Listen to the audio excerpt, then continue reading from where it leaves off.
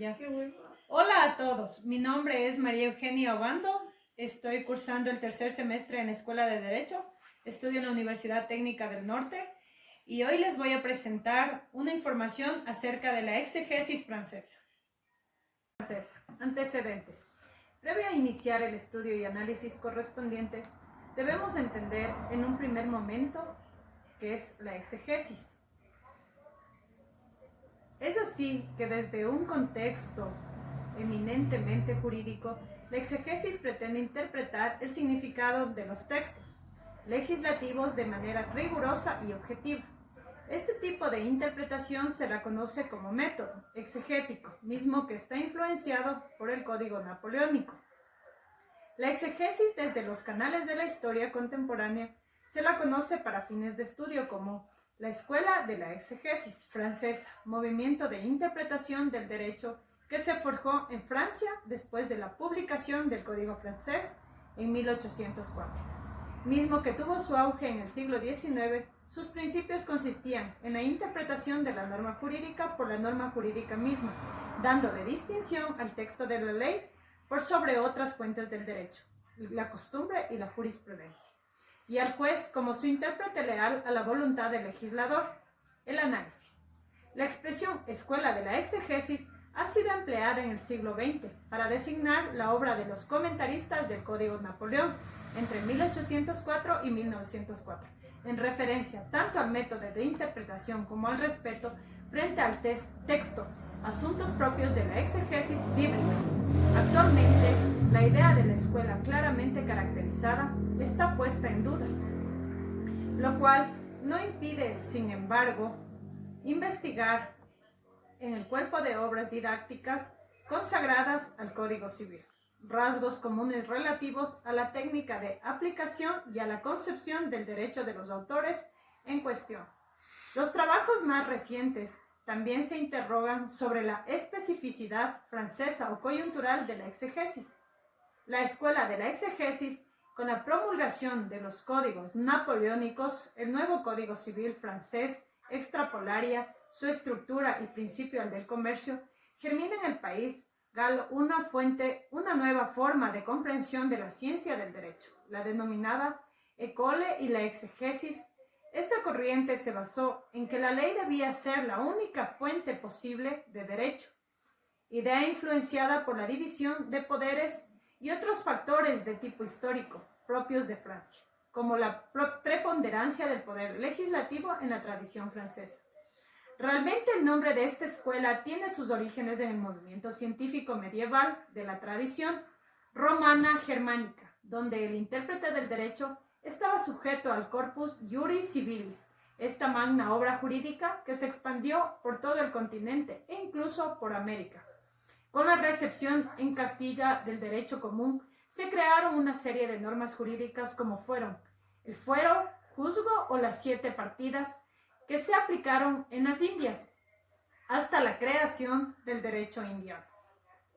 Adquirió un valor sacral, siendo la base de toda la doctrina legal de la época desde el imperio. Se desarrolló la corriente de los glosadores.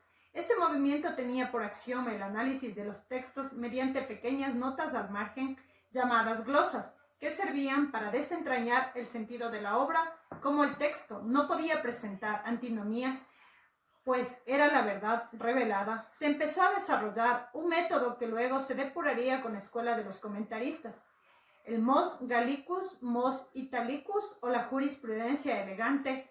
Al estilo de dicho proceso, en el siglo XIX, el código se convirtió en la nueva verdad revelada. La preeminencia del texto hizo que la ley fuera el derecho y que el derecho se ajustara al espíritu de la ley, como si de algo inmutable se tratara. Este espíritu se hizo intocable, pues la letra solo admitía explicación, pero nunca creación ni confrontación. Lo que realmente tenía valor era la significación que el legislador le había dado con las palabras que estaban escritas en ella. La vertiente francesa quedaba ligada desde este momento al positivismo. El movimiento que tenía como gran pilar el texto de Napoleón hizo que se expandiera por todos los países conquistados por el Imperio Galo, y de esta manera se hizo universal. este pensamiento jurídico contemporáneo que se desprendió del Código Civil francés. Una matización muy importante que hay que tener en cuenta con la escuela de la exegesis francesa es que, aunque sea un movimiento vinculado al Código de Napoleón, los autores son posteriores al momento en que salió a la luz el texto. Al no pertenecer a la generación del código, se encontraron con menos problemas que sus predecesores. Estos juristas nunca tuvieron que enfrentarse de manera directa con la ardua y complicada tarea de aplicar un nuevo derecho codificado, puesto que ello habría supuesto una verdadera complicación. Conclusiones. La confianza que siempre tuvieron en el legislador y en la ley ha conllevado en la actualidad la aparición de sistemas normativos en los países occidentales, basados en esencia en esta doctrina por la influencia de la escuela francesa y alemana del siglo XIX. Pero si nos ceñimos a la particularidad de su método, me parece que es incompleto y que deja abiertas muchas lagunas y cuestiones. Pretender que todos los problemas se subsumen en el cuerpo escrito de la ley me vuelve a llevar a lo expuesto al comienzo de esta reflexión. El paradigma en el que nos encontramos todos nosotros a nivel profesional hace que pensemos que el formalismo de la ley sea lo habitual y lo que siempre se ha aplicado. La realidad es que la ley es la excepción. Los postulados liberales de la separación de poderes, el principio de legalidad o la seguridad jurídica que solo el juez podía subsumir en la norma, configuró el racionalismo del código como la única vía lícita para aplicar el mandato que el pueblo había puesto en manos del legislador. En mi opinión, debemos entender otra vez a los aspectos que vayan más allá del conocimiento humano. Debemos volver a explorar el objeto, a estudiar a esos grandes filósofos como Aristóteles, Santo Tomás, que conforme pasan los años, sigue teniendo cada vez más vigencia y, sobre todo, no debemos conformarnos con la realidad endógena que brinda el conocimiento humano. En un mundo en que el individualismo impera sobre la comunidad y en donde se ha fragmentado el modelo de civilización occidental con la separación de la Iglesia, Estado, el relativismo, el dinero y la extinción de virtudes y los valores, tenemos que proponer un modelo que no sea ajeno a la moral, donde el ser humano tenga algo que decir. A modo de reflexión final, decía Alexis de Tocqueville en su obra La democracia en América: veo una multitud innumerable de hombres semejantes e iguales entre sí, que giran sin cesar sobre sí mismos para procurarse placeres con los que llenan su alma. Retirado cada una parte, viven como extraños. Vive al lado de sus conciudadanos, pero no los ve.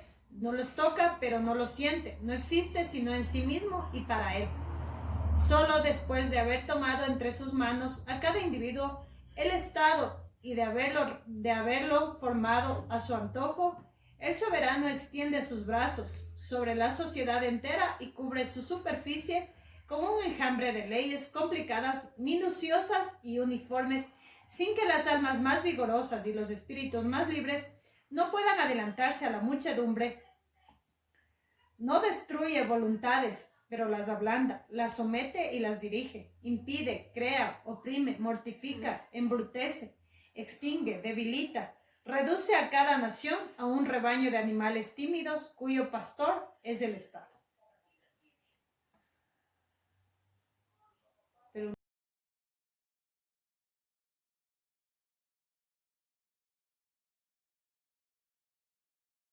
Gracias por su atención, espero que les sirva para sus estudios. Una buena tarde, saludos a todos.